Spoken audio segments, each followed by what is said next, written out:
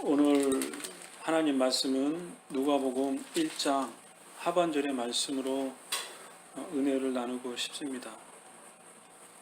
전주에 세례 요한에 대해서 말씀을 나눈 바가 있습니다. 오늘은 본문의 내용의 순서와 약간 조금 다르게 세례 요한에 대해서 먼저 살펴보고 싶습니다. 1장 76절에 보면 이런 말씀이 있습니다. 너는 가장 높은 분의 예언자로 불릴 것이다.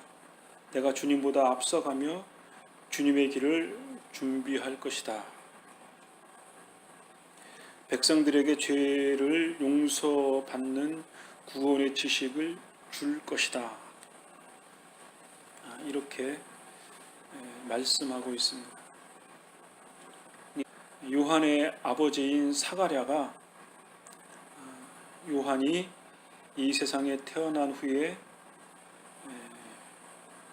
찬양시이기도 하고 자기 아들 요한의 생애가 어떨 것이다 라는 내용을 기록한 말씀입니다.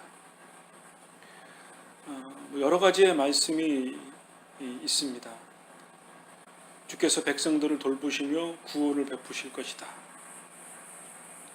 다윗의 집에서 우리를 위한 구원의 뿔을 드셨다.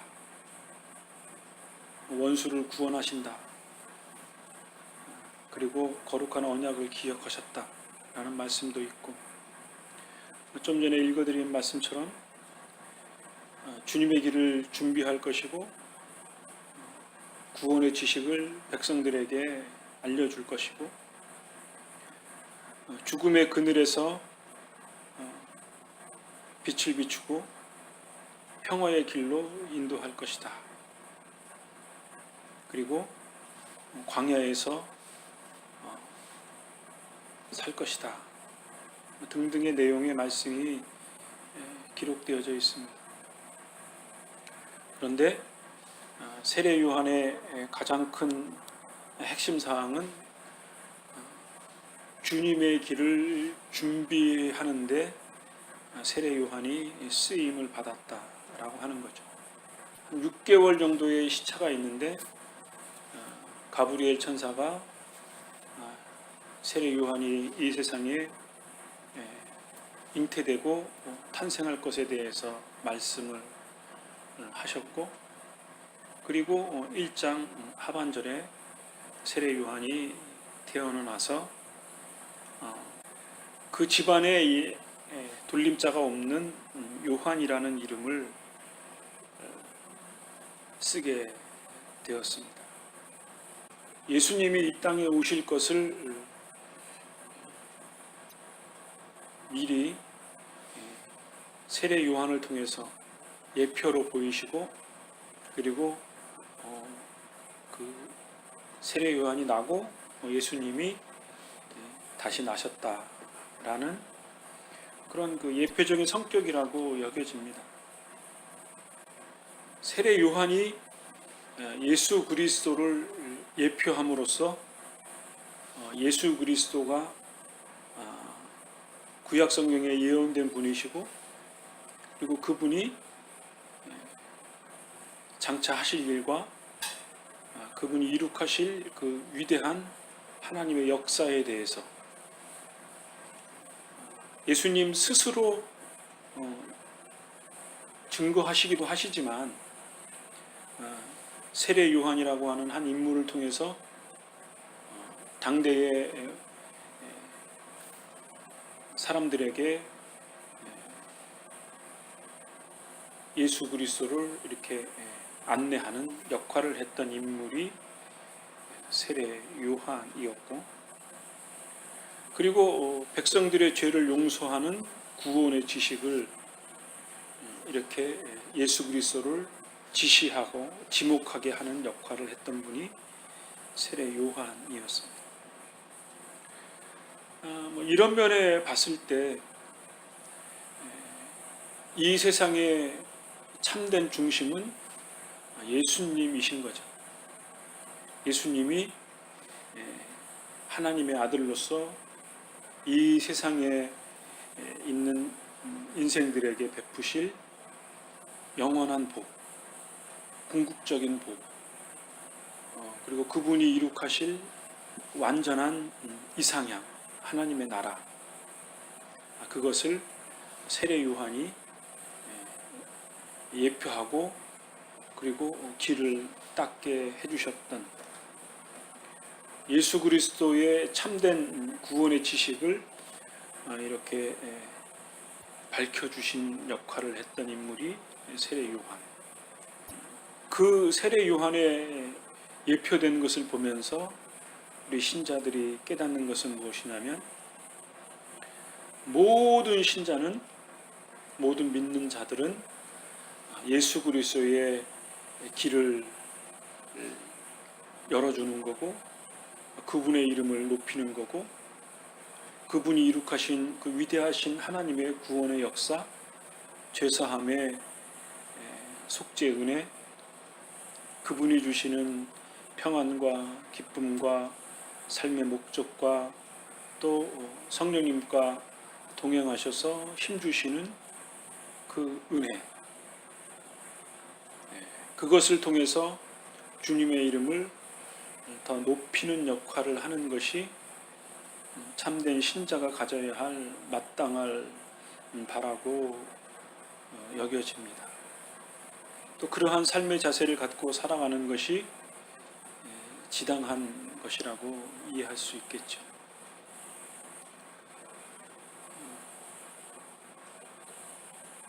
전 세계적으로 또 교회사적으로 이렇게 살펴보아도 사람의 이름이 너무 높이게 되는 경우들이 종종 있었습니다.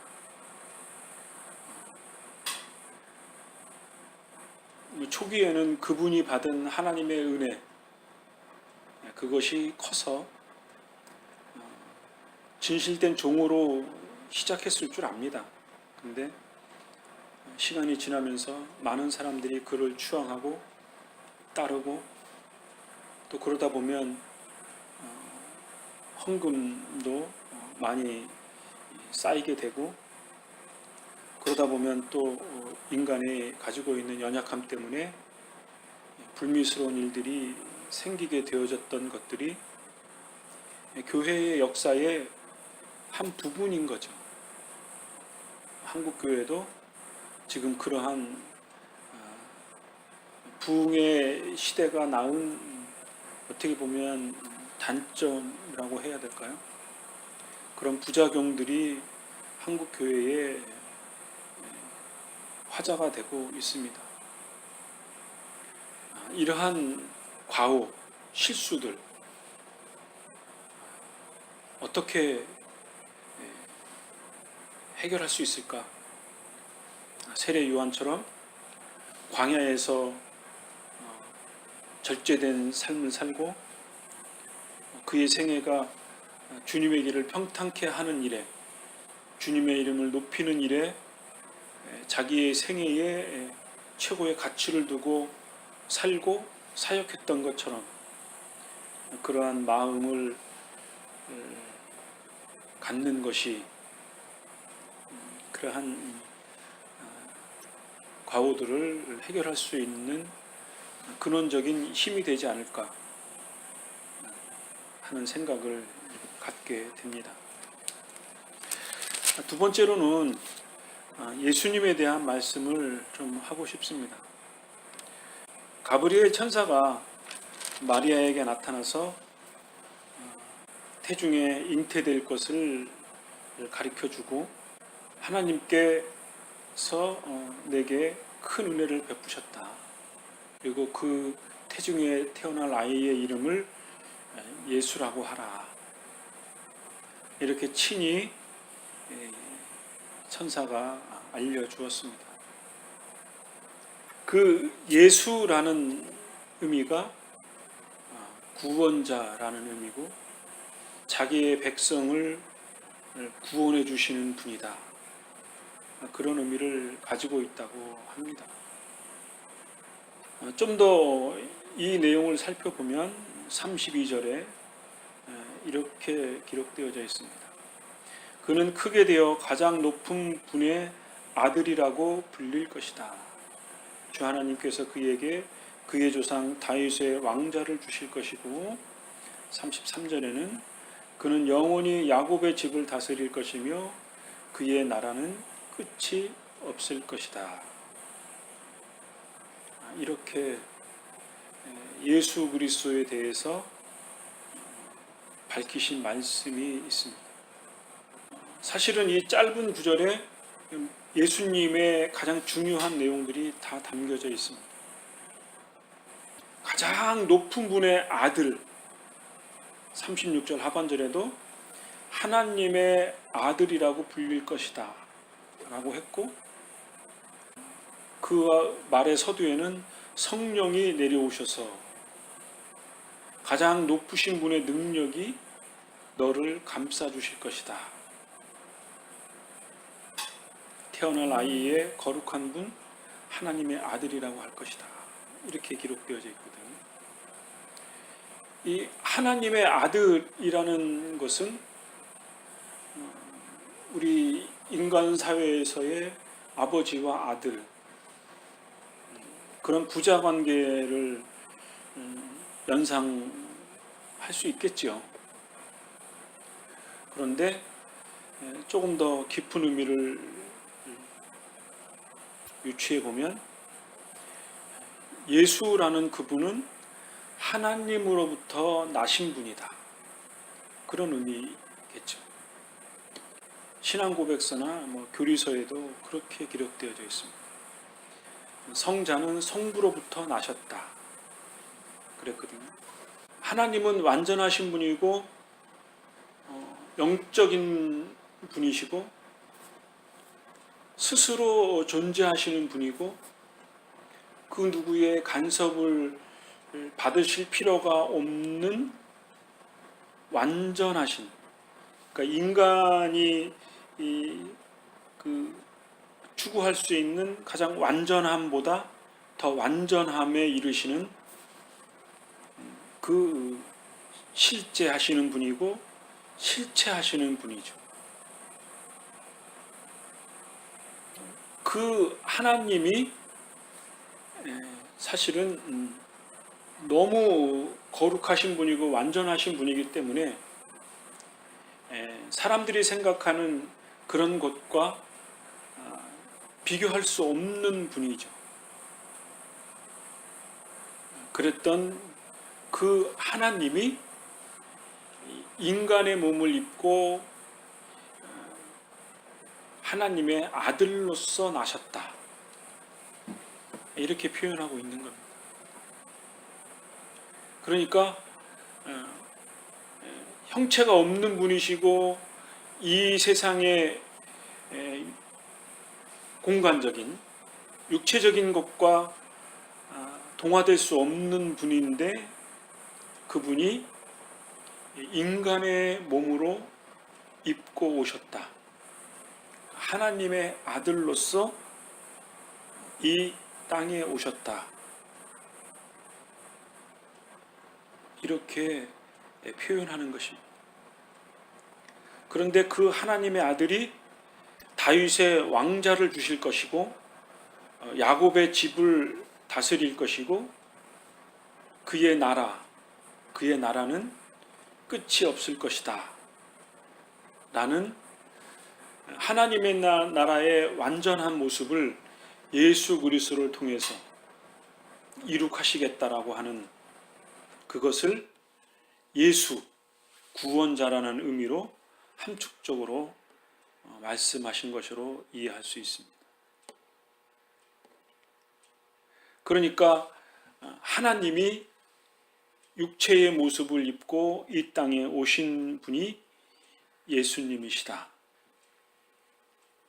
이것은 인류 역사상에 없었던 일이었죠. 하나님이 그의 백성들에게 말씀하시거나 선지자에게 말씀하실 때에는 천사를 통해서 말씀을 하시고 2차적으로 간접적으로 말씀하셨는데 그것으로의 불완전성이 있어서 이제는 더 이상 인간을 구원할 하나님의 최종적인 방법으로서 하나님이 인간의 몸을 입고 인간으로 이 땅에 오신 분이 예수님이시고 그분이 마리아의 몸을 빌어서 오셨다는 거죠. 예를 들어서 마리아의 몸을 입고 오지 않았다면 인간의 사유 방식으로서는 이해할 수 없겠죠. 하늘에서 떨어졌거나 땅에서 솟아났거나 그랬다면 그분을 우리 인간과 동일화할 수 없겠죠. 그래서 마리아의 몸을 빌어서 이 땅에 오시는 방식을 취하신 거죠. 인간이 가장 이해하기 쉬운 방법으로 그리고 완전한 인성을 입으신 분으로 오신 것을 마리아의 몸을 통해서 오셨다라고 그런 방식을 하나님이 취하신 것이죠. 어쨌든 이 예수 그리스도는 선지자를 통해서 예언하신 것이고 그리고 그것을 하나님이 이루신 것이고 그것이 너무 놀랍기 때문에 세례 요한을 미리 보내서 예표하게 하고 그리스도를 지목하게 하고 그리고 그 후에 예수 그리스도의 위대하심을 백성들에게 보이시는 어떻게 보면 충격을 완화한다고 그럴까요? 그러한 방식으로 예수 그리스도께서 이 땅에 오시게 된 것이죠. 앞에서 말씀드린 바처럼 세례 요한이 예수 그리스도를 예표할 때 구원의 지식을 줄 것이다. 죽음의 그늘에 빛을 비출 것이고 평화의 길을 인도하실 것이다. 라고 세례 요한이 예수 그리스도를 밝히신 것처럼 하나님이 원하시는 참된 구원의 지식, 죽음을 초월하는 어둠을 물리치시는 하나님의 생명, 그리고 그를 믿는 자들에게 주시는 하나님의 평화, 이 세상이 줄 수 없는 하나님의 가장 영적인 완전함, 선하심, 그것을 예수 그리스도를 통해서 그를 믿는 자에게 하나님이 주시겠다라고 하는 말씀이 오늘 본문에 기록되어 있는 것이고 그것이 조금 전에 읽어드렸던 말씀처럼 예수라는 그 이름 속에 담겨져 있는 다윗의 왕권과 야곱의 집을 다스리고 그의 나라가 구원과 생명과 평화를 주시는 그의 나라가 끝이 없을 것이다. 영원할 것이다. 예수 그리스도를 통해서 주시는 하나님의 인류를 향하신 최종적인 은혜의 산물, 은혜의 역사가 예수 그리스도를 통해서 주어진다. 그것을 성경 전체를 통해서 우리에게 밝혀주는 것이라고 믿어야 할 줄로 압니다. 사람은 참으로 심오한 면이 있지요. 어떤 사람은 동물이라고 표현하기도 하는데 그러나 이 지구상의 그 어떤 동물이 사람처럼 깊이 생각할 수 있고 동서양을 막론해서 사람이 살아갔던 그 문화 속에는 육체를 뛰어넘는 그 무엇을 지향하는 바가 있었죠. 내면적인 세계, 영적인 세계를 항상 추구했습니다. 그런 놀라운 것 이면에 그것을 배제하고라도 사람은 음식을 해 먹을 수 있고 문화를 창출하고 글을 쓰고 다른 동물과는 전혀 차원이 다른 모습들이 있습니다. 또 어떤 사람들은 자기 자신이 신령하다고 생각해서 자기 내면 속에 있는 그 무언가를 함양을 하면은, 발전을 시키면, 즉 저 너머에 있는 도의 지식을 깨달으면 자기가 영생불사한다고 생각을 하기도 하고, 또는 그것을 추구하기 위해서 그 어떤 형상들을 만들어 놓기도 하고 빌기도 하고, 그러한 모습들이 사람들이 가지고 있는 본질적인 거죠. 그런데 그러한 것들을 완전하게 이룩하신 분이 인간을 구원하신 예수 그리스도이시다. 구원의 참된 지식과 죽음을 뛰어넘는 생명의 부활과 그리고 그분으로 인해서 얻는 참된 평화, 평안의 길을 우리에게 가르쳐 주시고 그것을 누리게 해주실 수 있는 분이 우리를 구원하신 예수 그리스도이시다. 그리고 그분이 오늘 누가복음 1장을 통해서 이 땅에 나셨다라고 세례 요한을 통해서 예표하고, 그리고 나심으로써 그분이 참된 인간의 몸을 입으신 하나님의 아들이심을 밝히신 말씀이 오늘 누가복음 1장의 말씀인 거죠. 조금 있으면 성탄절을 맞이하게 되겠죠. 우리가 세상의 잡다한 지식들을, 혼란스러운 소리를 잠시 접고 우리에게 있어서 참된 궁극적인 그 기쁨이 무엇일까? 맛있는 거를 먹거나 좋은 집을 얻거나 좋은 차를 구입하면 잠깐의 황홀함, 기쁨은 있을 수 있겠지만, 그러나 그것이 우리에게 영원하지는 않잖아요.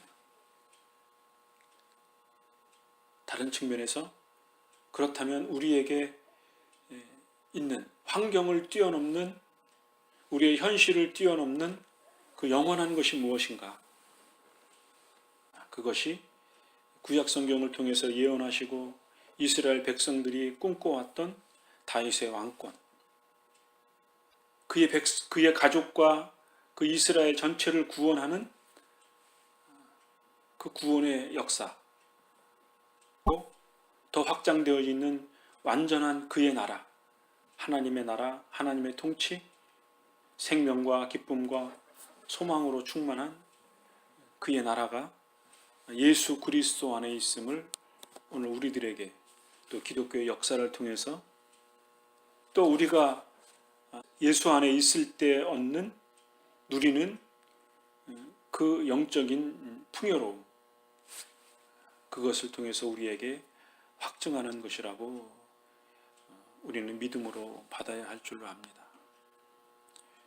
오늘은 약간 좀 추상적인 내용의 말씀인 것처럼 여겨지지만, 이러한 것들이 우리의 삶 속에 가장 중요한 것으로 깨닫고 그의 복됨을 누리는 그런 신앙의 삶이 우리의 삶 가운데 있게 되어지기를 간절히 바랍니다. 주님 한 분만으로 기뻐하고 만족하고 자족하는 그런 한 주간의 삶이 되어지기를 간절히 바랍니다. 기도하겠습니다.